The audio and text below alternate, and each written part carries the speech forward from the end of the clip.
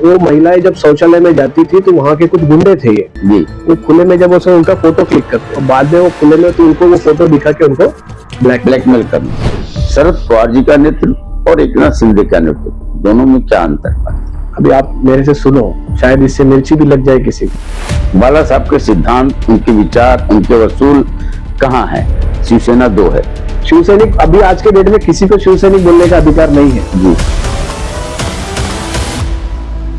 करना है। लोग जो कहते हैं कि वैभव भरवड़कर के दिल में कभी भय नहीं होता, डर नहीं होता।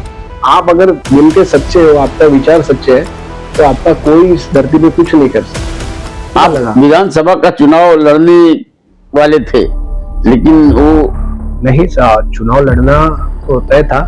मैं चुनाव के हिसाब से मैंने सब तैयारी भी की थी। इस बार आप मैदान में उतर रहे थे? मैदान में मैं इस बार उतरूंगा नहीं, उतारूंगा। कोई मेरे बारे में कहता है ड्रग्स माफिया है, ड्रग्स माफिया, वैभव भरवड़कर ड्रग्स माफिया है, वैभव भरवड़कर इतना पैसा कहाँ से लाता है, क्या करता है। मुख्यमंत्री लोगों को लगता है कि एक बड़े तापे के साथ, बड़े इसके साथ, जिसके पास 5 फुट डिस्टेंस खड़े करके हम लोग बात करें, ऐसे शिंदे साहब नहीं है। वो एकदम कॉमन मैन जो खुद को कहते हैं ना सीएम, वो कॉमन, सही में एकदम कॉमन मैन ही है। मुझे चलने दो, बोलता नहीं दादा इन्होंने आपको तकलीफ दिया, सब रो रहे थे, सबके चेहरे ऐसे। तो वहां से मुझे लोग मालाड तक उठा कर लाए और वहीं से एक हीरो पैदा हुआ।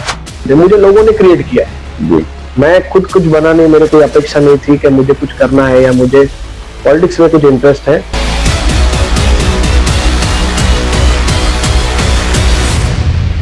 अरे बातें आप सुनेंगे उतनी कम है मेरे बारे में।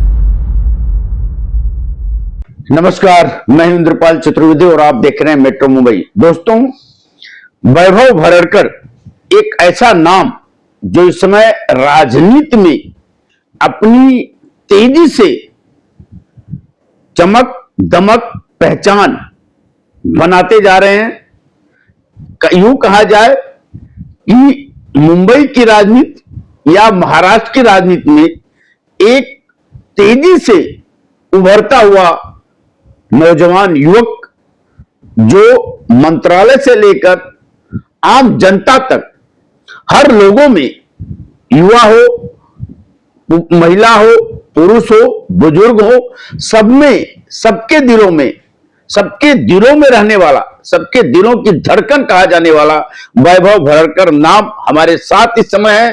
और हमारे साथ कुछ बातचीत करने के लिए, चर्चा करने के लिए, चुनाव का माहौल है, महानगर पालिका का चुनाव मुआयने पर खड़ा है और ऐसे दौर पर यह बातचीत कुछ और ही खास हो जाता है। वैभव भरवड़कर के बारे में थोड़ी सी हम जानकारी दे देना चाहते हैं। हमारे साथ हैं, हल्की हल्की मुस्कान इनके चेहरे पर आप देख रहे होंगे। हमारी मुलाकात इनकी बहुत पहले से है। मुलाकात हम लोग एक दोस्त के नाते एक गुफ्तगू पहले से रही है, हमारी पहचान अच्छी रही है। और इनकी जो शुरुआत हुई है एक सोशल वर्कर के तौर पे हुई है। कुरार का जो पट्टा है, इसके ऊपर जाते तो अप्पा पड़ा इलाका जो वन विभाग में आता है, वन विभाग के इधर काफी, इधर चूंकि सीमा रेखा नहीं बनी वन विभाग की, एक दीवार नहीं बन पाई, लेकिन वन विभाग हर जगह पर अपना दावा, जहां भी हो, कहीं भी हो, अपना दावा ठोकने के लिए वन विभाग आ जाता है। ऐसे दौर में जरूरत थी एक ऐसे लड़ाकू व्यक्ति की जो आम लोगों को इस लुपा छुपी के खेल से, वन विभाग के लुपा छुपी की, कहां दीवार है कहां नहीं है, कहां वन विभाग है कहां नहीं है, यह तय कर पाना बड़ा मुश्किल हो रहा था। और उस समय वन विभाग से सीधे टकराने का काम वैभव भरवड़कर ने किया। और वो जो आंदोलन किए, इनको उस दौरान एक ऐसे नाटकीय तरीके से, बड़े अंदाजे तरीके से इनको गिरफ्तार भी किया गया। और वही गिरफ्तारी लोगों के लिए आवाज बन गई और वो आवाज राजनीतिक हलकों में गूंजी और राष्ट्रवादी कांग्रेस पार्टी ने इनको बहुत बड़ी जिम्मेदारी दे दी। यही से शुरुआत होता है इनके करियर की। लेकिन आगे हम कुछ इनके मुंह से सुनेंगे, इनके जरिए सुनेंगे, आप तक पहुंचाएंगे कि वैभव भरवड़कर ने अपने जिंदगी में क्या चाहा और कैसे शुरुआत की और कहां अब इनकी मंजिल है और कैसे लोगों तक अपनी समाज सेवा का, अपने जो मन की जो समाज सेवा की भावना है वो कैसे पहुंचाना चाहते हैं। वैभव वर्कर जी, इस मेट्रो मुंबई के इस पॉडकास्ट में आपका हम स्वागत करते हैं। आपने इतना समय दिया और हम आपके इस समय हम इनके घर पे आए हुए हैं। काफी हफ्ते से हम सोच रहे थे कि इनसे बातचीत करने के लिए, लेकिन इनका पहले तो हम आसानी से मिल जाते थे, समाज सेवा में लगे रहते थे, लेकिन कहीं भी पकड़ में आ जाते थे। लेकिन अब इनसे टाइम लेना, मुलाकात करना, बातचीत करना के लिए थोड़ा वक्त लगता है, क्योंकि व्यस्तता इतनी है। वो ऐसा नहीं कि मिलना नहीं चाहते, लेकिन लोगों के साथ इतना जो लगाव है, लोगों के साथ इनका हमेशा, हर लोग चाहते हैं कि वैभव वर्कर हमारे साथ रहे, हमारे काम करें। अभी हम लोग पॉडकास्ट शुरू करने के पहले करीब 8-10 लोग आ चुके, उनकी बातें, उनकी तकलीफें इन्होंने सुना और उनकी समस्या को कैसे दूर करना, मतलब हर जगह हर समय इनके दिमाग में रहता है कि हम लोगों के लिए कितना काम आ सकें। इनका वसूल है कि वही मनुष्य है कि जो मनुष्य के लिए मरे। मानवता इनका सबसे बड़ा, इन्होंने इसको वसूल बनाया और उसी वसूल के चलते आज राजनीति में अपनी दमक और चमक पहचान बना रहे हैं। वैभव वर्कर जी, पहले बताइए कि समाज सेवा में जब शुरुआत की तो आपको लगा कि हम राजनीति में भी उतर जाएंगे, और राजनीति में हमको किस कदर अपनी पकड़ मिल जाएगी कि आज आपको मंत्रालय में हो, वहां पर भी आपको बुलाया जाता है। हर किसी काम में एकनाथ शिंदे के साथ आप इस तरीके से जुड़े हुए हैं कि काफी कुछ सलाह मशवरा लेने के लिए भी आपको बुलाया जाता है। कैबिनेट के इस समय कई मंत्रियों के साथ आपके सीधे गहरे ताल्लुकात है, जो लोगों के लिए, लोगों के हित के लिए आपको वो लोग बुलाते हैं और आपसे सलाह लेते हैं। शुरुआत कैसे हुई, ये मुकाम कैसे मिला? देखिए चतुर्वेदी जी, शुरुआत में कभी ऐसा सोचा नहीं था कि पॉलिटिक्स में जाएंगे, कॉर्पोरेटर बनेंगे या उससे ज्यादा और काम करेंगे। अपेक्षा भी नहीं थी। अपेक्षा भी नहीं थी, कभी ऐसा सोचा नहीं था कि हमें ये सब कुछ करना है।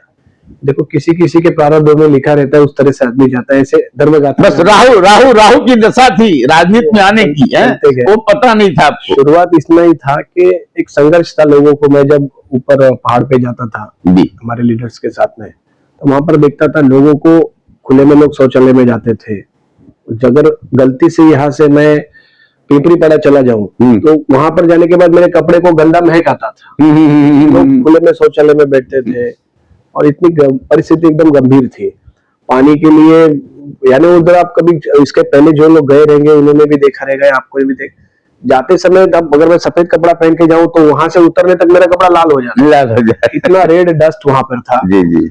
और लोगों को पानी नहीं, एक हंडा के लिए लोग कितने कितने दूर से आते थे। ऊपर से नीचे, फिर नीचे से पानी लेकर ऊपर चढ़ना। तकरीबन एक हंडा पानी लेकर ऊपर आना है तो 1 किलोमीटर का सफर जाना, और वो भी ऊंचाई पे पहाड़ पर। ऐसा विषय गंभीर था लोगों का।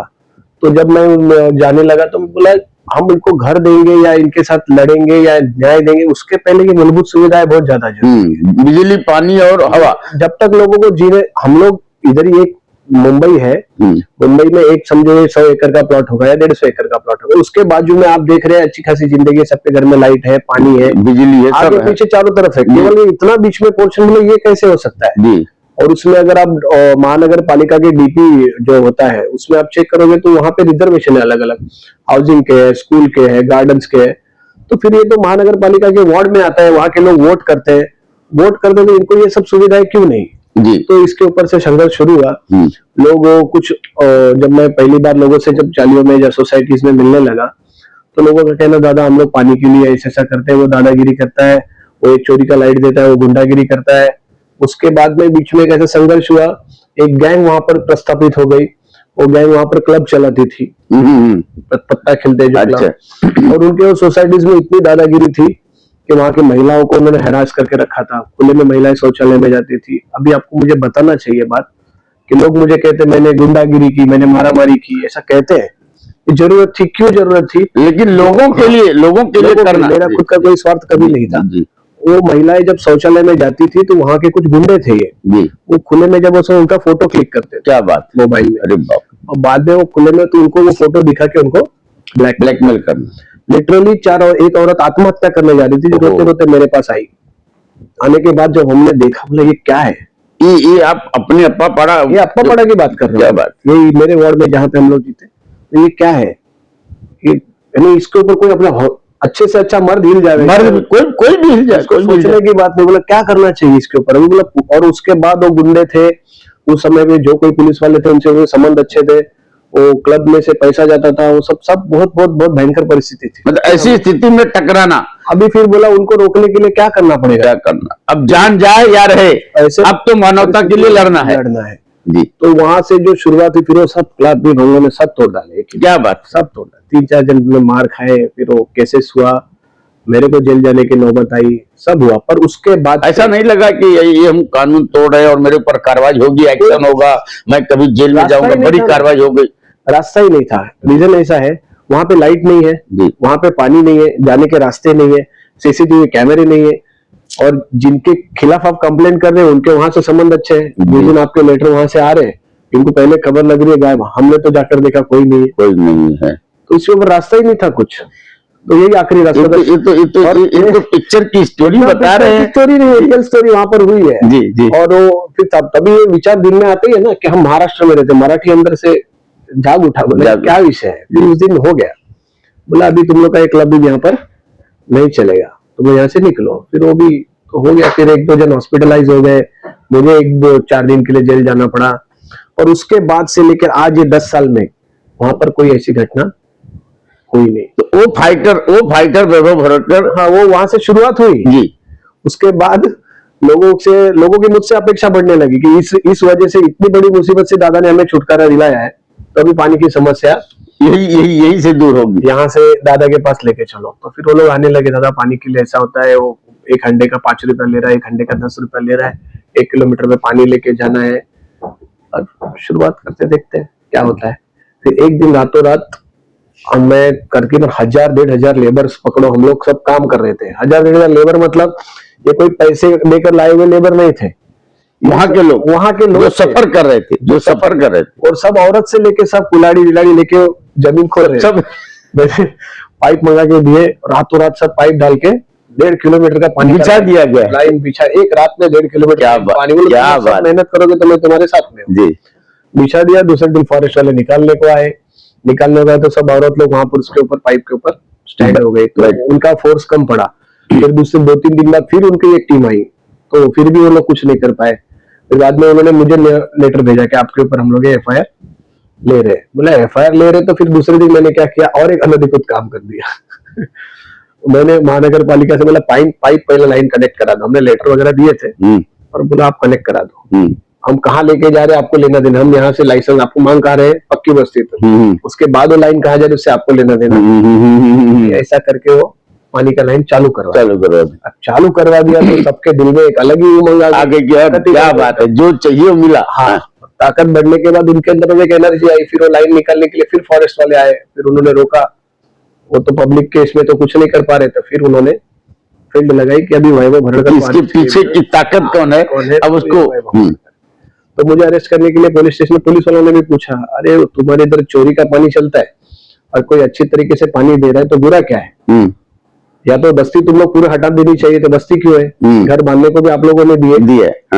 अगर आप उसके पैसे भी लिए होंगे, पैसे भी लिए, तो मतलब जो पानी लीगल जो भी है। पुलिस वालों को भी जो उस समय पे हमारे न्याय खराब थे तभी मेरे ख्याल से, उन्होंने उनको पूछा कि इसमें आपकी झोपड़पट्टी अनधिकृत वैभव भरतकर ने तो नहीं बनाई, ये लोग आज 95 से यहाँ पे रह रहे, आपने इनको घर नहीं दिया। ये सारी चीजें आपके, मेरे समय भी क्लास 1 ऑफिसर हो, आप भी हो, एक इंसानियत के नाते आपको समझता नहीं है। खुले में लोग शौचालय पे जा रहे पानी के लिए, पानी पिलाना तो धर्म है, तो आप क्यों ऐसा करें? नहीं, हमारे कानून में नहीं बैठता है, ये कोर्ट ऑफ कंटेम्प्ट हो रहा है, ये हो रहा है, वो हो रहा है। कहते उन्होंने, उनके पास खुद के पास फॉरेस्ट के पास स्वायत्त संस्था है, वो FIR ले सकती है। उन्होंने मुझ पे FIR ले लिया। तो फिर प्रोटेक्शन के लिए पुलिस स्टेशन में आए थे कि वहां पर तो पुलिस वालों ने बोला उसको आप अरेस्ट करने जाओगे तो ये सब लोग पूरी टूट पड़ेंगे, पूरा जाम हो जाएगा और आप उसको अरेस्ट नहीं कर पाओगे। तो उन्होंने 2 बार ट्राई करने, फिर एक दिन सडनली सुबह 4 बजे लिटरली आप पकड़ो 100 से 150 फॉरेस्ट वाले, अच्छा, फॉरेस्ट वाले, पुलिस को भी बाद में ऊपर से कन्विंस कर लिया, लोकल पुलिस वाले हमारे, उनके साथ तो उन्होंने अपनी तरीके से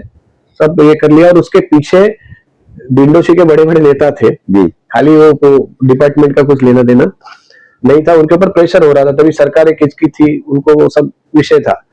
तो उस समय पर 70 पुलिस वाले, केवल मैं, हमारा घर है, हमारी चाल है ऊपर नीचे, हमारा बड़ा घर है वहां पे, जो छोटे घरों में रहते हैं वहां पे हमारे घर बड़े हैं। तो उन्होंने हमारे सोसाइटीज के जितने शौचालय थे सबको लॉक कर दिया, सोसाइटी के गेट लॉक कर दिए। मैं अभी कर लेता हूँ, तब तक आपको पता नहीं? हम लोग सोए हैं ना, हमें काम। अच्छा, सुबह 4 बजे? सुबह 4 बजे। अच्छा। और ये सब लॉक कर, 1 घंटे पूरा माहौल पूरा पुलिस का बना हुआ है। हम लोग तो ऊपर सो रहे हैं, और फिर सुबह बराबर 5:30 एकदम फिल्म का जैसा कोई सीन चल रहा है से एकदम दरवाजा ठोकना उन्होंने शुरू किया। तो मैं तो नाइट ड्रेस पे था, तो थोड़ा उन्हें इतने जोर से मेरा दरवाजा ठोकने की, अचानक मैं भी थोड़ा हैरान हो गया। तो दरवाजा खोल के देखा तो नीचे देखा, बाप रे इतने सब। बोला क्या, थोड़ा अंदाज आ गया, फिर थोड़ा पैंट पहन लिया, बोला कुछ तो कांड हो रहा है। तो दरवाजा जैसे खोला तो ऊपर 5-7 लोग धड़ाधड़ चढ़ के, कोई यहाँ पकड़ रहा है, कोई बोला शांति रखो, तुम लोग से मैं डरने वाला नहीं, मैं आता हूँ तुम लोग के साथ, मुझे कपड़ा पहन दे दो। तो उनके साथ जब लेकर जाने लगे, तो सुबह मेरे को लेके जाने तक उनको 6:30 बज गया। तो देखने वाला, किसी को फोन लगाओ, किसी का फोन न लगने वाला, मेरे फोन भी, मेरे वाइफ का फोन, मेरा फोन, सब पुलिस वालों ने घर में घुस के पहले ताबा में ले लिया, ताकि मेरे पास फोन न रहे। तो स्कूल में जा रहा, तो स्कूल के बच्चों को छोड़ने के लिए कुछ 4-5 पेरेंट्स आ रहे थे, उन्होंने देखा ऐसा, हमारे विजय नाइक थे उसमें, अपने बच्ची को छोड़ने आ रहे थे, तो ऐसे पकड़ के मुझे लेके जा रहे थे। वो हमारे एटीएम के यहाँ पे गाड़ियां लगी थी उनकी इतनी, तो 70 पुलिस वाले एक आदमी को पकड़, जैसे कोई आतंकवादी हो। और सजा क्या थी, काम क्या था, पानी की लाइन। हाँ। देश में, भारत में पानी की लाइन पहुंचाने के लिए 70 पुलिस वाले मुझे गिरफ्तार करके लेके जा रहे। तो उन्होंने देखा, फिर मुझे लेकर जाने थे, उनको 8 सुबह 5:30-6 बजे, 6 बजे या 6:30 बजे यहाँ से निकल लेके गए। 7 बजे में उन्होंने, उनका कोई तालाब है ऊपर, क्या बोलते उसको, उनका अंदर एक तालाब है फॉरेस्ट वालों का, लावगढ़ करके, वो बंगले पे उन्होंने मुझे अरेस्ट करके रखा है। और मुझे 7 बजे एक लेडी जाके बोलती है, आप कौन है, तुम्हें कौन है? बोलो कहा है, कौन है? मैं वैभव भरड़कर है। तो बोलती है, फॉरेस्ट ऑफिस पूरा जाम है, फॉरेस्ट के गेट को ताला लगा दिया तुम्हारे लोगों ने, और कोई अंदर नहीं आ पा रहे, कोई हमारे भी बच्चे लोगों को जाना आना है, क्या हुआ क्या है? मैं बोला क्या हुआ, मुझे आप लोग ने अरेस्ट करके लाए, मुझे क्या मालूम क्या हुआ है। और जब मैं जो लेकर आए लोग 10:30 बजे, तब यानी जिनके लिए हमने काम किया था, जिन लोगों ने, उन्होंने, गरीब लोग बोलते, गरीब लोग ऐसे होते, उन्होंने अपना एहसान रखा, आपके प्रति दिखाया। हर घर के बच्चे, बुढ़ी, जिस घर में जो लोग थे, वो सब वहां पे उपस्थित थे, और वो सब ने मिलकर फॉरेस्ट का गेट सब बंद कर दिया था। बोला जब तक हमारा दादा नहीं आएगा, हम किसी की गाड़ी यहाँ से जाने नहीं देंगे। तो उन्होंने मुझे रखा, फिर उन्होंने सोचा हम लोग मुलुंड से लेके जाएंगे इसको कोर्ट में, मगर मुझे कोर्ट तक वो लोग लेकर नहीं जा पाए। फिर डीएसपी, अपना डीसीपी साहब वगैरह, वो सब एडिशनल सीपी साहब आए, उन्होंने अपने पर्सनल बॉन्ड पे मुझे उधर फॉरेस्ट के गेट पे उनको मुझे मिल दी, छोड़ना पड़ा। फिर मैंने देखा बाद में के वीडियोस, उन्होंने, हमारे लोगों ने पूरा फॉरेस्ट ऑफिस सब तोड़ दिया था, सब हंगामा, पब्लिक ने बहुत बड़ा। फिर वहां से मैंने बोला, फिर मुझे सब पुलिस वाले थे, बोले साहब हम आपको गाड़ी में छोड़ते, हमारे, बोलते नहीं तुमचा गाड़ी तो आमच्या दादा नहीं जाना। तो बोरीवली से मलाड तक मुझे कंधे पे ले जाए, कंधे, वो वीडियो भी हमारे पास, मुझे चलने दो, बोलता नहीं दादा इन्होंने आपको तकलीफ दिया, सब रो रहे थे, सबके चेहरे ऐसे थे। फिर वहां से मुझे लोग मलाड तक उठा कर लाए, और वहीं से एक हीरो पैदा हुआ। लोग आजकल क्या करते, खुद को प्रेजेंट करते, क्रिएट करते हैं, और लोगों के बीच में लीडर बनते। मुझे लोगों ने क्रिएट किया है, मैं खुद कुछ बना नहीं, मेरे कोई अपेक्षा नहीं थी कि मुझे कुछ करना है या मुझे पॉलिटिक्स में कुछ इंटरेस्ट है। पर वहां से मेरे साथ पॉलिटिक्स हुई, राजनीति, यहाँ के जो समय पे सत्ताधारी थे, उन्होंने उस समय पे वो पॉलिटिक्स किया, उनकी वो जरूरत रही होगी, किसी को रोकना चाहिए तभी तो उनकी भी पार्टी चलती। तो उसकी वजह से उन्होंने जो किया, उसके बाद ये सब विषय आगे बढ़ते गया। उसके बाद कॉर्पोरेशन के चुनाव है, हम लोग जीते। उसके बाद तो 10 साल से आप सब देख ही रहे, अलग अलग विषय आए। 2019 का चुनाव, 2024 का चुनाव, लोकसभा आया, सब आपके सामने है। बाबा जी एक बात बताइए कि वहां से जो एक देखा जाए तो क्रांति, कुछ अपने इलाके के लिए एक बड़ी क्रांति होती है, एक इलाके के लिए क्रांति होती है, एक जन क्रांति होती है, और जो मूलभूत सुविधाएं, पानी, बिजली और शौचालय, जिसके लिए हर इंसान अपनी मेहनत करता है, और हर कोई चाहता है कि ये सुविधा तो कम से कम किसी भी हालत में होनी भी चाहिए, चाहे बड़ा हो चाहे छोटा हो। अगर जीवन है तो उसके लिए 3 सुविधाएं, किसी के लिए ईश्वरीय प्रकृति भी नहीं रोकता। उस सुविधा को रोकने वाले के खिलाफ आपने आवाज उठाई, आवाज लड़ाई, आवाज की, गिरफ्तार हुए और गिरफ्तारी के बाद लोगों ने आपको अपने कंधों पर बिठाया और 4.5 किलोमीटर आपको कंधे पर लेकर के चले, आंखों में आंसू, आवाज बुलंद, वैभव भरकर हमारे नेता, हमारे हीरो। तो ये वो जो दृश्य है, वहां से आपके अंदर एक जो हिम्मत, लोगों की शक्ति पाकर, जन भावना की शक्ति से बहुत बड़ी ताकत मिलती है, उससे बड़ी कोई उसके ताकत। बाद का एक उदाहरण और बताना चाहूंगा मैं, ऐसी घटना है, वो पानी का हुआ जी। उसके बाद में हमारे रोंगटे खड़े हो गए आपकी स्टोरी, एक कहानी सुनते हुए। वो पूरा दृश्य वन विभाग का आना और लोगों को कंधे पे उठा के लेके आना, ये बड़ा ही अजीब। लेकिन लोग बिना शांत सांस भी रोक करके आपकी आवाज को सुन रहे थे, आपकी बात को। उसके बाद फिर घटना हुई, लोगों को लाइट की समस्या थी, फिर हमने अदानी के इलेक्ट्रिसिटी को ताला मार के सब अधिकारियों को उधर ब्लॉक कर दिया। वो तो उस समय तो हम लोग हीरो एक दूसरी ताकत बढ़ चुकी थी, तो अब कोई काम। उसके बाद फिर वहां से हम लोग ने नागपुर में आंदोलन किया। फिर बावनकुळे साहब तक ऊर्जा मिनिस्टर थे, उनके सामने हम लोग बैठे, तो उन्होंने कहा अगर जंगल में अधिकारी जो रहते हैं उनके घर में भी लाइट है, तो जंगल में रहने वाले लोगों के घर में लाइट रहेगी तो क्या क्यों कहा। बिल्कुल। तो कुछ अधिकारी ऐसे हैं, कुछ बड़े बड़े बिल्डरों से मिले हुए हैं, तो उनको मतलब बिल्डरों का काम होता था, लोगों का काम नहीं, वन विभाग का काम नहीं, वन विभाग का काम नहीं हो रहा था उस समय। वो बावनकुळे साहब ने भी ऐसा कहा कि अगर ये गलत है तो आप लोग भी गलत है। आपके नए बंगलों में लाइट आ रही है तो इनके पुराने घरों में क्यों नहीं आ सकती, क्यों नहीं आ रही। तो फिर उन्होंने कहा ये कोर्ट का सील्ड बाउंड्री है, उसके अंदर हम लोग नहीं दे सकते, आप बाहर मीटर लगाओ, वहां से फिर केबल दो। और हम लोग ने बाहर एक यानी जो इंडस्ट्रियल मीटर रहता है ना 3 फेस का, जिससे पावर बहुत ज्यादा रहती है, जिससे अभी हमारा जो रेसिडेंशियल मीटर रहता है घर का, जिसे एक घर के लिए लाइट, तो रेसिडेंशियल की जगह हमने कमर्शियल मीटर लगाए। मगर वो लाइट तभी जरूरी थी, 16 लोग डेंगू से मर गए थे, क्योंकि डेंगू के मच्छर दिन में तुम्हें तकलीफ देते हैं, और अगर वो फिर डेंगू से बहुत लोगों को मच्छर होने की वजह से तकलीफ हो जाती है। 16 लोग तभी हमारे उधर के टोटल ये पूरे बस्ती में से 16 लोगों का देखा जाए तो एक तरीके से ये मौत नहीं, एक तरीके से सजा ही है। वो 16 लोगों का डेथ हो गया, 2 बच्चे फिर मेरे से, फिर वो उसके बाद कैसे भी करके वो उधर आंदोलन किया हमने नागपुर में। फिर उन्होंने हमें बुलाया, फिर बावनकुळे साहब ने ऑर्डर दी कि आप इनको कहां से भी लाइट्स दो। लाइट देने के बाद वो लाइट्स आई, तो लाइट थोड़ी महंगी थी, फिर उसके बाद फिर वो टैरिफ कम करने के लिए हुआ, ऐसा ऐसा करके वहां पर लाइट आई। फिर शौचालय तो हम लोगों ने रातों रात शौचालय वाला जो होगा अभी इतना हुआ तो और भी हो जाएगा। 1034 सीट शौचालय मैंने उधर नए बना दी। क्या ऐसा नहीं किसी का पार्टी नहीं चेंज किया कि इसका पार्टी था टाइल्स चेंज किया, ऐसा नहीं, नए शौचालय हम लोग ने बना दिए। मतलब नगर सेवक होने के बाद? हाँ, नगर सेवक होने के बाद कुछ आधे हुए, उसके पहले भी किसी का कुछ आमदार लोग थे जिनको मालूम भी नहीं था कि निधि कहाँ से आता है, वो 2009 से थे, तो हमने तभी वो अलग अलग तरीके से फंड्स लाने के तरीके होते हैं शासन में, तो कुछ दोस्तों ने आइडियाज दी, उनको आप ऐसा कहो, ये नागरिक दलित का मतलब धीरे धीरे राजनीति की गुलाटी खेलना आप सीख चुके थे। ये दलित बस्ती का फंड होता है, ये नागरिक दलित का होता है, सुशोभीकरण के होता है, ये रिटर्निंग वॉल का होता है, ये सब फंड्स आप लाओ जिससे आपको ज्यादा काम करने का मौका मिलेगा। तो इस्तेमाल करते हुए वो करा के लिया। उसके बाद लोगों के शौचालय बने, उससे 2017 से तो हमारे पास खुद का निधि था, निधि आ गया, वो निधि से तो हमने एक दो तूफान मचा दिया।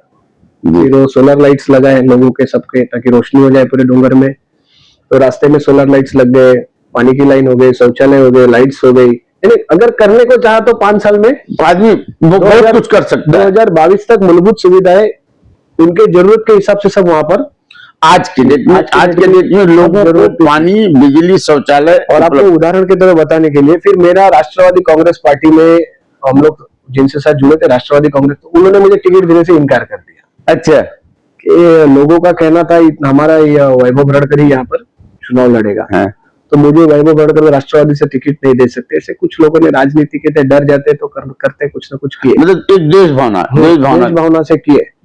फिर उस समय पे भी ऐसे अचानक हुई, हम लोग तो गए थे एक मीटिंग के लिए, और मालूम पड़ा इन लोगों यहाँ पे किसी ने खबर दी दादा को टिकट नहीं दे रहे। आप वो वीडियो आज मेरे पास अवेलेबल है, आप मुझसे लो। राष्ट्रवादी कांग्रेस पार्टी का मुंबई विधान भवन के सामने का प्रदेश कार्यालय, पूरा प्रदेश कार्यालय इन्होंने जाकर ब्लॉक कर दिया। क्या बात है। और लिटरली वो मंत्रालय के सामने के रोड भी सब लोगों ने ब्लॉक कर दिए, एक नगर सेवक की टिकट के लिए इतना बड़ा। तभी नवाब भाई की एक स्टेटमेंट भी रहेगी, नवाब मलिक जी की, कि आप लोग कहते हैं हमारे पास उम्मीदवार नहीं है, आप देखो हमारे पास टिकट मांगने के लिए कितनी बड़ी भीड़ है। मतलब उन्होंने राजनीतिक तरीके से उसको कहा, और विषय ऐसा था कि आप इस व्यक्ति को टिकट नहीं दे रहे जिसके पीछे आज यहाँ पर लोग चल के आए हैं यहाँ पे, तो वोट देने क्यों नहीं जाएंगे? हाँ जी। तो फिर वो तभी सब लीडर्स ने सब विषय देखा और उन्हें इस चीज का एहसास हुआ, तो उन्होंने कहा तुझे जितने चाहिए उतने एबी फॉर्म लेके जाओ, मोकला करो इसे। तो आप 2 फॉर्म लेके आए? 2 क्या, मुझे 5 फॉर्म दिए गए। 5 तो एक हमने उधर हमारे संजय अवार्ड भी थे, तो 40 वार्ड के उनको दिया, फिर एक नीलेश चाड़के जी को दिया, एक धनुष। मतलब आप उत्तर मुंबई में धीरे धीरे एक एनसीपी का एक बहुत बड़ा चेहरा बन गया जी। और अभी 2022 के बीच में अगर हमारी नाजिया सोफी जी का उनका ये हुआ डिस्क्वालीफाई हुए हो, तो फिर बांद्रा से लेके दहीसर तक एक ही नगर से होता। और उस समय पे जब मुझे टिकट नहीं दी गई, आपको वीडियोस आप देखोगे तो हैरान हो जाओगे, लिटरली सब पुलिस की 4-4 वैन मुझे कह रही है कि आप माइक पे अनाउंस करो, इनको आप शांत कर सकते हैं, हम लोग इनको कंट्रोल। क्या बात है। तो पुलिस की वैन में बैठकर मैंने लोगों को पूरा मंत्रालय से सब जगह घूम घूम के मैंने सबको शांत किया कि आप मेरे लिए आए हो, मुझे भी मालूम नहीं था आप मेरे लिए आए हो, पर मैं आपसे रिक्वेस्ट करता हूँ कि आप लोग सब शांत हो जाओ और एक लाइन से आप लोग उधर चलिए, वहां पर हम लोग बैठक के बात करेंगे, उसके बाद आप लोगों को जो करना है वो करो। फिर उधर से बैठे, फिर वो प्रदेश कार्यालय का बीच में का जो बड़ा पैसेज था वहां पे सबका बैठक हुआ बाहर तक, सबके सामने लीडर्स ने आके कहा ऐसा ऐसा हो गया था, अभी उसको हम लोग दुरुस्त करते हैं। तो उसके बाद वो विषय ऐसे टिकट भी एक इतिहास है। हाँ, और संघर्ष है और मूलभूत सुविधा पहुंचाना भी। मेरे पूरे जीवन में आप कहेंगे ना कि मैं किसी एकदम अमीर बाप का बेटा नहीं था जी, पर ये था मेरे पिताजी ने हमें सारी चीजें, मोटरसाइकिल तक सारी चीजें हमारे पास, युवा के पास जो रहनी चाहिए मेरे पिताजी के माध्यम से हमारे पास सब सारी चीजें थी। जी जी। और जब मैं ये सब दुनियादारी कर रहा तभी मैं गाड़ी से ही घूम रहा था। जी जी। तो उनका दिया हुआ ठीक ठाक था कि इतना अमीर नहीं थे हम लोग जी, पर ऐसे नहीं थे कि कुछ नहीं था। जी जी। विषय यहाँ से फिर संघर्ष, जिंदगी भर संघर्ष है। मैंने लोग कहते हैं कि कम उम्र में लोग पैसे कमाते, मैं उम्र के 7th 8th क्लास में मेरे स्कूल के टीचर्स भी आपको बताएंगे, उस समय मैं 3,500 रुपए सैलरी लेता था। 7th क्लास में मैं 3,500 सैलरी लेता था। कहाँ से? मैं एक कोऑपरेटिव क्रेडिट सोसाइटी थी पापा के नाम पे, उसका डेली कलेक्शन होता था। अच्छा अच्छा। मतलब स्कूल से आने के बाद मुझे मेरे जीवन में क्रिकेट खेलने को, गोटी खेलने को या ये सब बच्चों की जैसा खेलने को मुझे समय कभी मिला ही नहीं। वो रात को 10 बजे में जोगेश्वरी तक डेली कलेक्शन करता था।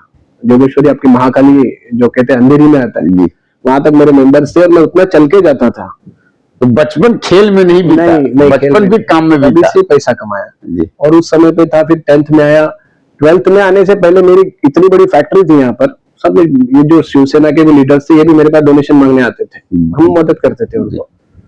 तो वहां पर मेरे पास 40 वर्कर्स थे, मेरी फैक्ट्री थी सब। बाद में ज्यादा से ज्यादा ये जब इनसे जब एकदम घुस गया, बिजनेस छोड़ के पॉलिटिक्स में घुस गया, तो बिजनेस पे उसका थोड़ा असर हुआ। मगर कुछ समय के बाद ये सारी चीजें कवर हो गई। संघर्ष ये जिंदगी भर उस समय से चल रहा था, आज भी चल रहा है। आज भी चल रहा है। वो जी अभी लोगों का जो कहना है, लोग जो कहते हैं कि वैभव बड़वड़कर के दिल में कभी भय नहीं होता, डर नहीं होता, क्यों? वो मुकाम से निकलने के बाद या लोगों के ताकत पाने के बाद? नहीं, उसका कारण ऐसा है, हमारे ग्रंथ जो है ना, मैं उस पर विश्वास करता हूँ पढ़ने में बहुत। मैंने महाभारत पढ़ी, कर्णायन पढ़ी है, मैंने रामायण पूरी पढ़ता हूँ। मैं जब भी हम लोग टूर पे जाते हैं, यहाँ से ट्रेन से अगर मैं वैष्णो देवी जा रहा हूँ तो मेरा काम इतना ही रहता है, मुझे कोई ना कोई एक किताब वहां से उधर तक जाने तक खत्म करनी है और मैं पढ़ते रहता हूँ। तो सब में सारांश क्या है? तुमने जन्म लिया, तुमको जाना है। मैं जन्म देने वाला तुम्हारे माता पिता है, वो तुम्हारे साथ में, और लेके जाने वाला कौन है तुम्हें कभी पता। मतलब लंबी उम्र की अपेक्षा नहीं है, कोई अपेक्षा नहीं, किसी चीज से डरने की कोई जरूरत नहीं रहती जिंदगी में। आप अगर दिल के सच्चे हो, आपका विचार सच्चे है, तो आपका कोई इस धरती पे कुछ नहीं कर सकता, कुछ नहीं कर सकता। ठीक है, आपको तकलीफ होगी, आपके सामने बड़े लोग रहेंगे जिनके पास सत्ता है, पावर है, फोन पे आपको बेवजह फंसा सकते हैं, बेवजह आपके ऊपर तकलीफ दे सकते हैं, आपके ऊपर फायरिंग करा सकते हैं, फायरिंग करा सकते हैं, लेकिन जान नहीं लेकर नहीं जा सकते। नहीं, और वो जब ऊपर वाला जब तक घंटी नहीं बजाएगा, जब तक घंटी नहीं बजाए कोई कुछ नहीं कर सकता। ये हमारे शास्त्र कहते हैं, जाको राखे साइया मार सके ना को। हाँ, और इस देश में अगर सुरक्षा की बात करें तो हमारे प्रधानमंत्री भी सुरक्षित नहीं रहे। आपके सामने, हमारे सामने उदाहरण है, महात्मा गांधी जी सुरक्षित नहीं रहे, राजीव गांधी जी सुरक्षित, इंदिरा गांधी जी सुरक्षित नहीं रहे। तो उसके बाद सुरक्षा की वजह से डरना एक किसी ने सिखाया नहीं है। जो होना है तो ऐसे भी होने वाला है। बड़े से बड़े लोग एक्सीडेंट में जाते हैं, उनका कोई रीजन थोड़ी रहता है कि उनको किसी ने कुछ किया है। बिल्कुल बिल्कुल। तो उस सब चीज से डरने का नहीं, जाना है जितना तुम्हें यहाँ पर काम करना है तो करना ही पड़ेगा। करना ही पड़ेगा। और जब जाना है तो तुमको जाना ही पड़ेगा। हर एक का प्रारब्ध लिखा रहता है, ये इस पे मैं विश्वास आपने करता हूँ। आपने तो फिर आध्यात्मिक हाँ। दुनिया में पूरा, हर एक का प्रारब्ध लिखा हुआ है, आपको जिस तरीके से जाना है उसी तरीके से आप जाओगे जी। आपके अभी देखो उम्र के 40 साल में हम लोग 30 साल में मैं कॉर्पोरेटर बन गया, हमारे घर में सत्ता का एक अंश हमारे घर में आया, हमने काम करना शुरू हुआ। जी। अब मेरे साथ के लोग तभी कॉलेज पूरा कर रहे थे, कोई नौकरी ढूंढ रहे थे, बराबर है जी जी। या मैं उनसे पहले उनको मदद करने के लिए नौकरी पे मैं था।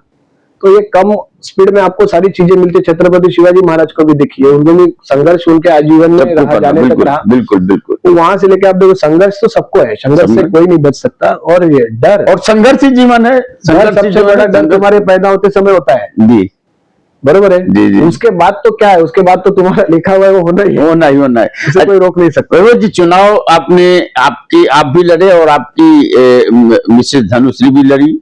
हालांकि धनुश्री के बारे में भी आपकी जो बातें हैं तो एक काफी अच्छी प्रेम कथा है जो हमने कभी सुना है, तो चलिए उस पर कभी चर्चा होगी।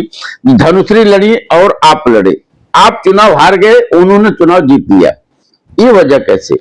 उस समय ऐसा था, लोग मेरे साथ पॉलिटिक्स कर रहे थे, तो हमें भी थोड़ा सा मुझे भी आता था। अच्छा। पढ़ा लिखा था क्या, अनपढ़ नहीं था, सब सारी चीजें। तो उस समय लोगों को गुमराह करना था कि ये लोग सब मेरे पीछे पड़े। हाँ, तो किसी एक को साइड पे कर दो ताकि उधर ध्यान नहीं जाए और सीट निकल जाए। समय पे इसकी वजह से 2 सीट लड़ा गया। जी। ये सब लोग चाहेंगे कि वैभव गढ़कर महानगर पालिका में ना जाए। जी जी।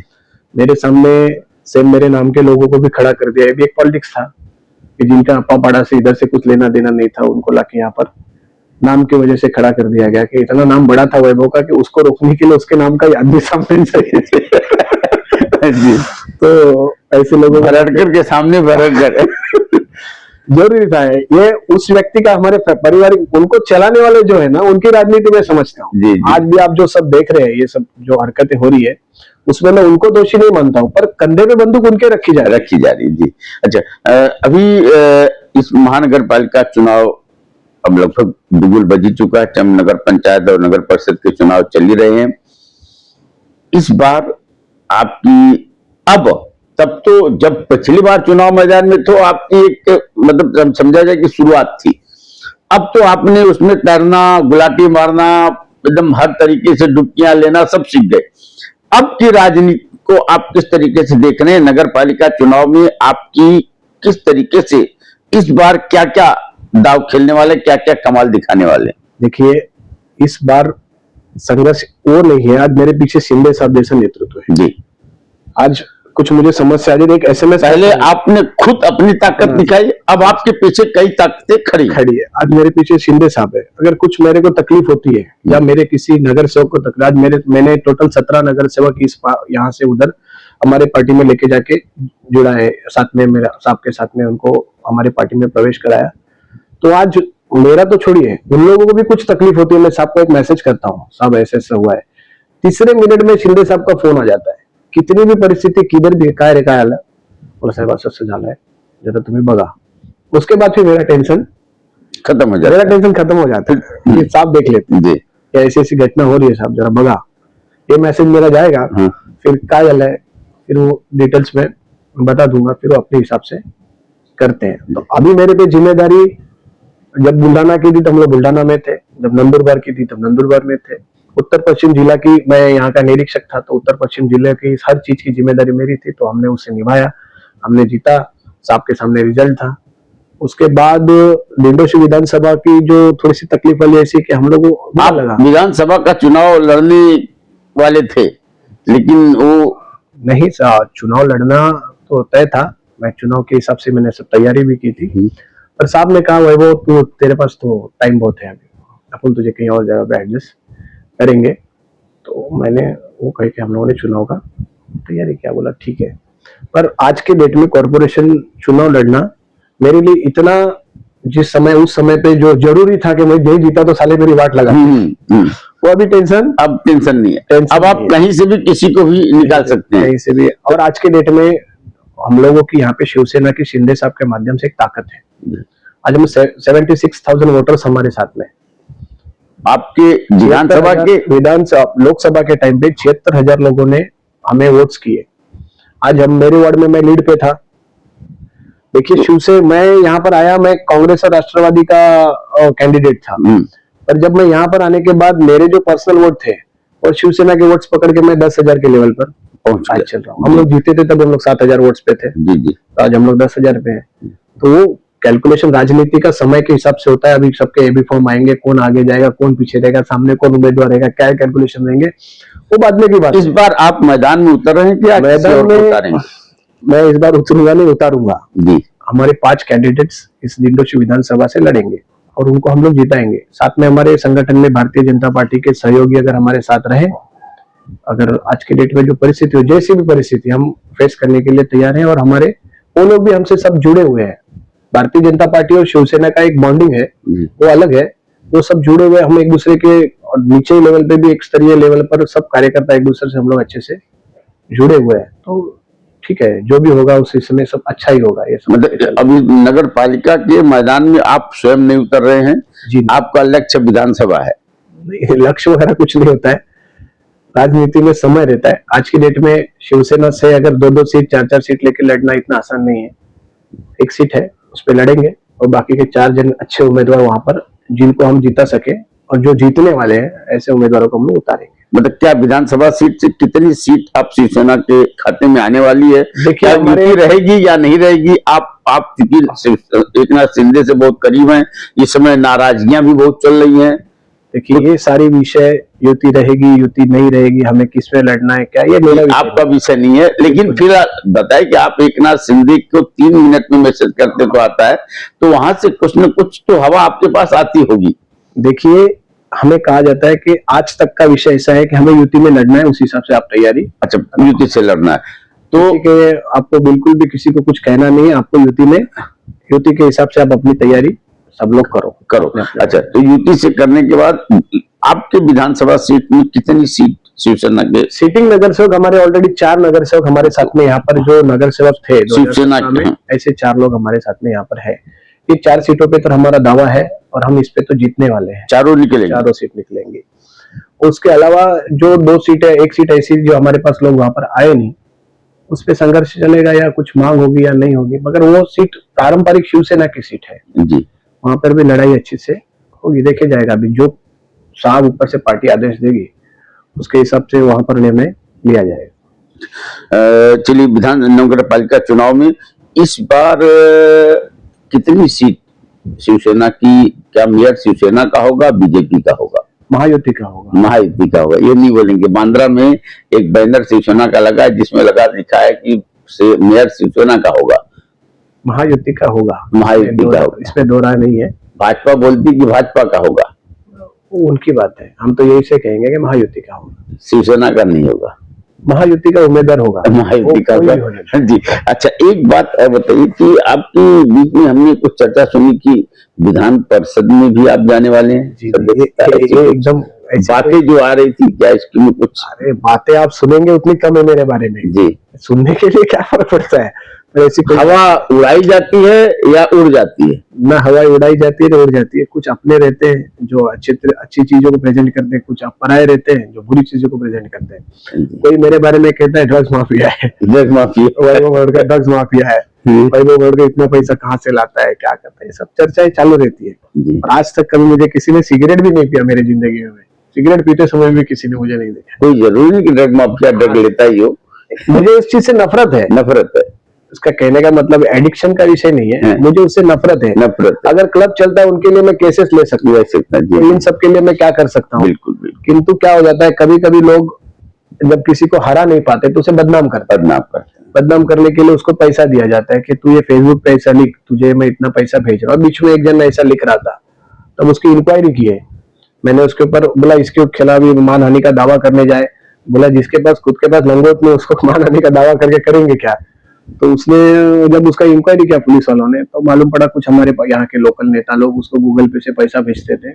आज हमारा कोई रिश्तेदार है, वो गूगल पे से पैसा भेजता है, उसको बोला कि 2000-4000 देता है, फिर वो कुछ लिखता है, उसमें कोई प्रॉब्लम नहीं है, चलता है। हम देखते हैं कि जितना विधानसभा विधायकों के पास जितनी लोगों की भीड़ नहीं होती, उतनी भीड़ आपके पास दफ्तर में हमेशा होती है। क्यों भाई?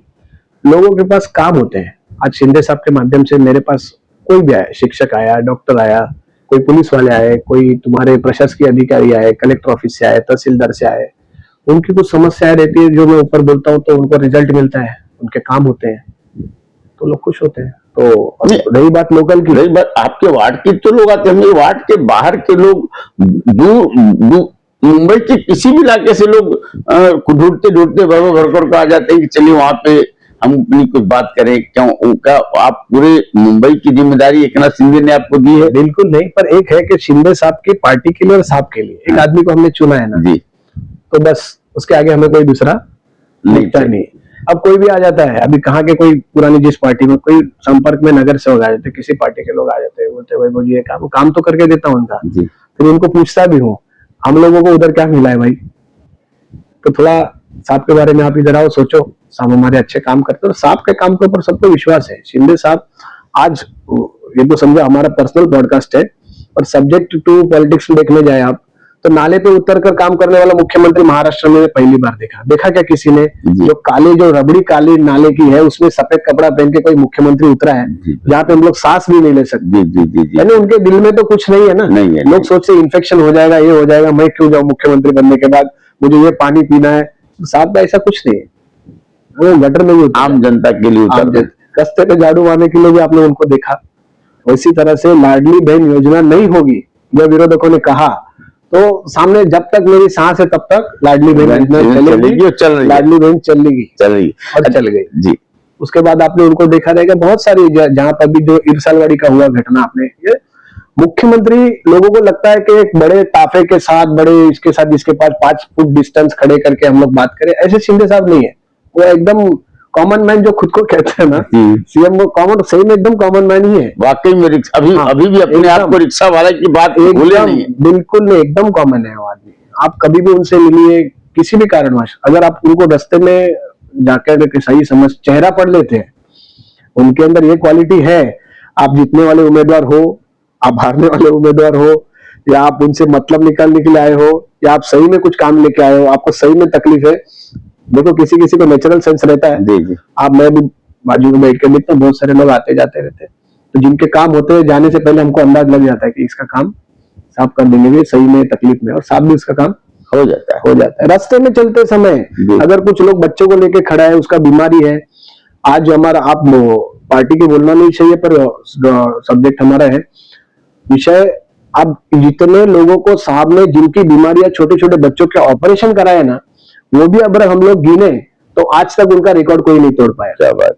जो छोटे बच्चे लोग जिनसे जो का वोटर्स नहीं है, जिनका कुछ लेना देना नहीं है, पर उनके ऑपरेशंस के लिए लाखों रुपया देने का काम व्यक्तिगत भी दिए हैं, अब मुख्यमंत्री सहायता निधि से भी दिए हैं, और किसी को फोन करा के भी दिलाए हैं कि ये 18-20 लाख रुपया मुख्यमंत्री सहायता निधि से इतना नहीं होगा, 4 लाख मिलेगा, 5 लाख मिलेगा, या यहां से मिलेगा, तो फिर किसी को फोन करा चला जरा करूंगा। ये इस तरीके आत्मीयता एकदम महाराष्ट्र में सामान्य से सामान्य लोगों के प्रति, जो उनको जानता नहीं, जो उनको जो जानते नहीं, उनके प्रति भी भावना है। ऐसे व्यक्ति के साथ काम करना थोड़ा अच्छा। आपने एनसीपी में जो नगर सेवक चुने गए, इस समय शिवसेना में हैं, शरद पवार का नेतृत्व, शरद पवार जी का नेतृत्व और एकनाथ शिंदे का नेतृत्व, दोनों में क्या अंतर पाते? अभी आप मेरे से सुनो, शायद इससे मिर्ची भी लग जाए किसी को जी। आपको मैं अभी आपने विषय निकाला, बोलना तो नहीं चाहिए पर मैं आपको बताता हूँ। हम लोग 2017 में नगर सेवक बने, उसके बाद हमारे वार्ड में ग्राउंड था, जो 7 एकड़ का एक ग्राउंड है, 5 एकड़ का, जिसको हमने महानगर पालिका में शिवसेना और बीजेपी के खिलाफ में, जब ये लोग हम लोग महायुति महाविकास आघाड़ी थी, तब उधर सभागृह में हंगामा कर अप्पापाड़ा के शरद पवार साहब की माँ के नाम पे मैंने ग्राउंड बना दिया। ग्राउंड को नाम उनकी माँ का दिया, शारदाबाई गोविंद पवार, जिसको मैंने नाम दिया, और उसको डेवलप करने के लिए 2018 से लेकर 2022 तक मैंने सबसे फॉलोअप लिया। शरद पवार साहब से भी मिला, सुप्रिया ताई से भी मिला, अजीत दादा के पास तो मैं पार्टी छोड़ने का रीजन ही आज बताता हूँ आपको। हम लोग उस गार्डन के लिए मैंने दादा के पास प्रस्ताव रखा, माधवी और हम लोग गए थे, बोले थे दादा हे असं आहे, मला नाव तर आपण प्रस्ताव करून आणलाय, आज त्याला निधी उपलब्ध करून द्या मला तुमच्या आजीच्या नाव। अरे तिकडे नाही होणार ना, मैं बोला नाही होणार। फिर वापस मैंने पूछा कहा नाही होणार, तिथं सांगा, तुला बाहेर काढू काय, आता पोलिसांना सांगून बाहेर काढू? बुरा लग गया, बोला मैं तो मेरे काम से किसी नहीं गया हूँ, मैं पब्लिक के किसी काम से गया हूँ, मेरी वाइफ साथ में है, और तुम अगर ऐसा बिहेव करते हो तो फिर उस पार्टी में रहकर काम करने में कोई मतलब नहीं है। तो मैंने छोड़ दिया पार्टी उसी समय, उसी दिन हम लोग वहां से निकले। मैंने इसको बोला अभी मुझे कुछ भी हो जाए, हम लोग चुनाव नहीं लड़ेंगे और अभी किसी के पास ग्राउंड के लिए मुझे फंड दो या निधि दो करके नहीं जाएंगे। मतलब आपका आत्मसम्मान वहां पे आत्मसम्मान, किसी मेरे जगह कोई रहे उसका भी आत्मसम्मान डोल जाएगा ना यार। ये क्या, मैं तो मेरे घर के लिए नहीं बोल रहा हूँ। तुम्हारी दादी, मैं चाहता था कि मुंबई में जितने भी आप लोग ग्राउंड बनेंगे, मातोश्री जी के, माँ साहब के नाम पे बने हैं, बाबा साहब के नाम पे बने, या डॉक्टर बाबा साहब अम्बेडकर के नाम पे, मतलब याद रखिए लेजेंडरी है। हाँ जी। तो मैं चाहता था उसमें पवार साहब की माँ का भी नाम आए, बुरा क्या था। मैंने उनको दिखाया, मैं सभागृह से जो मेरी ताकत थी सभागृह में झगड़ा में वहां से करके लाया। और जब हम लोग महाविकास आघाड़ी में आए तो एक विषय था कि उसको फंड देके उसको डेवलप किया जाए, तो पवार साहब की माँ के नाम पे था, इसके लिए शिवसेना तैयार नहीं थी।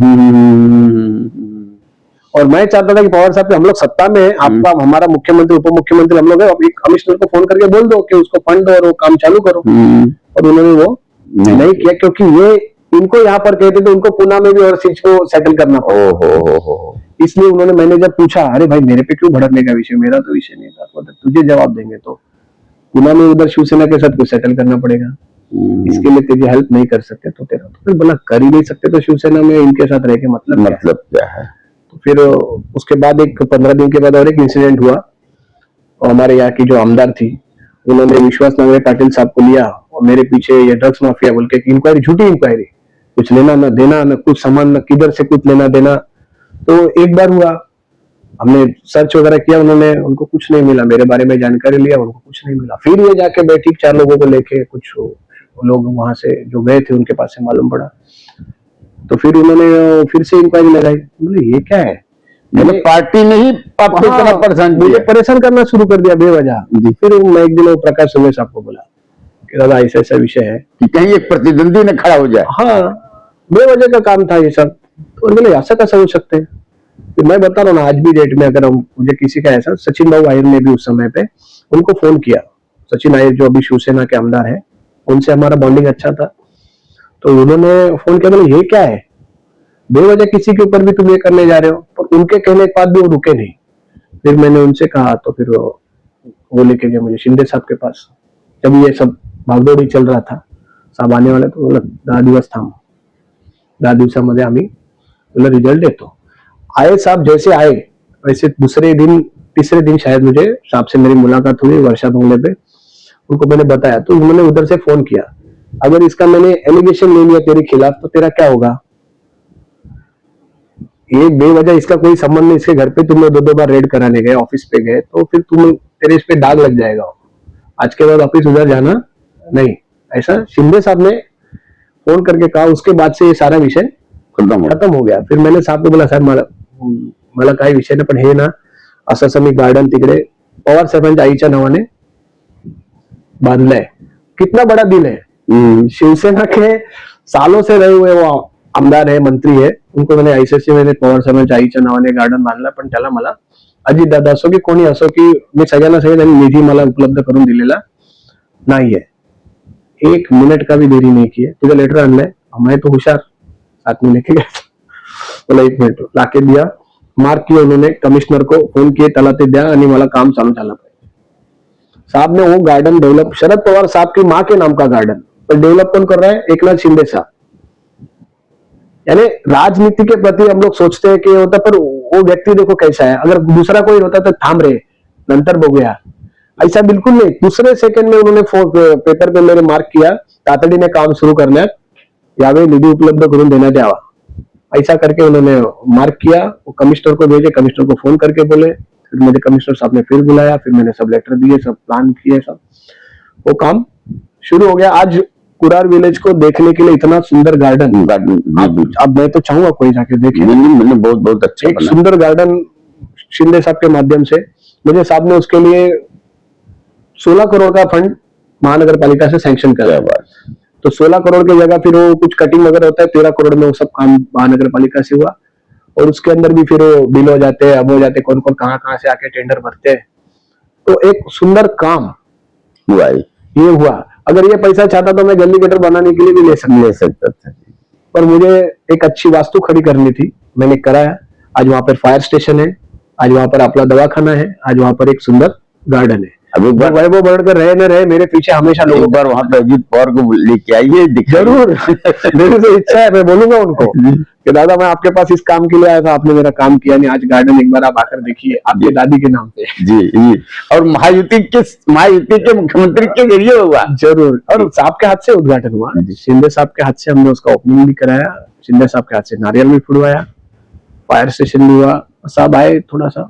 देखिए जिनके लिए आप करते हैं तो वो आदमी आपके पीछे खड़ा होता है तो आपको अच्छा लगता है। जी। आज हमारे जब्बार सोफी जोगेश्वरी के नगर सेवक थे, वो एक जगह वार्ड में विजिट कर रहे थे, कुछ गुंडों ने अचानक उनके ऊपर चाकू मार दिया। तो मैंने साहब को फोन करके पहले जोशी साहब को बोला, फिर उन्होंने साहब को बोला, फिर ताबड़तोब मुझे फोन आया, काय रे, बोला असं झालंय, त्याला ऍडमिट केलंय। साहब सब काम छोड़ के उसको देखने आए। क्या बात। सोचो 4 स्टिचेस लगे, पर अपना नगर सेवक को ऊपर किसी ने हल्ला किया, ये कितनी सेंसिटिविटी है। अब एक महाराष्ट्र का डिप्यूटी सीएम खुद के शेड्यूल में से समय निकाल कर उधर आया, उनसे मिले, उनको उसको बोला तू डर मत, तू डरता तो नहीं है, बहुत बड़ी बात। मैं था ना सामने, आप देखोगे वीडियो, तो डरता तो नहीं है ना किसी चीज से। बोला साहब, वो भी बोला नहीं ज्यादा है ना, तो विषय आए, उसको बोले, फिर फोन किए पुलिस स्टेशन। इससे मनोबल बढ़ता है, मनोबल बढ़ता है ना कार्यकर्ताओं का। जी।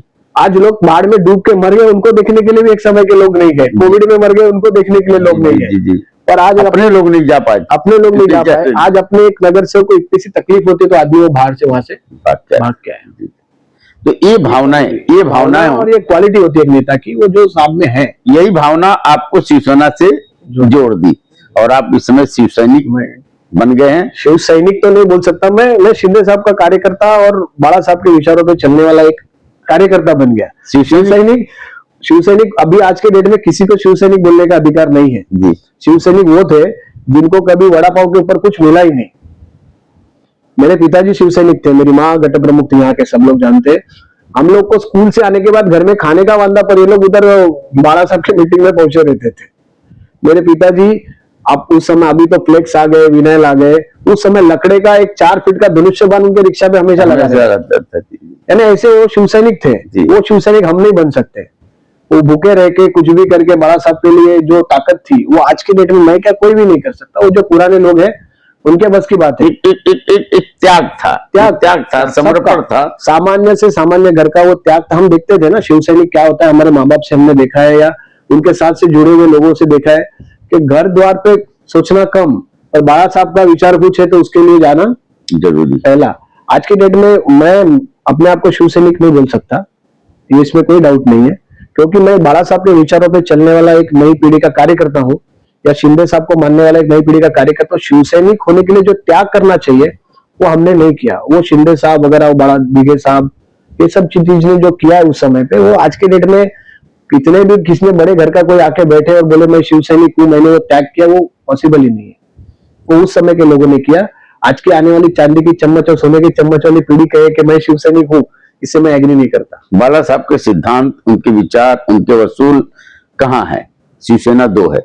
बाला साहब के वसूल और बाला साहब के विचार, बाला साहब के विचार अगर आप शिंदे साहब में देखोगे या उनके साथ काम करने वाली टीम में देखोगे, क्योंकि बाला साहब क्लोनिंग कहें ना आप, क्लोनिंग तो दिगे साहब थे, जिस तरीके से थाना में वो काम करते थे, पर बाला साहब बाला साहब थे, दिगे साहब थे, और उनके चेले हैं हमारे शिंदे साहब, चेले कहे या उनके अनुयायी कहे, वो जो कहे आप।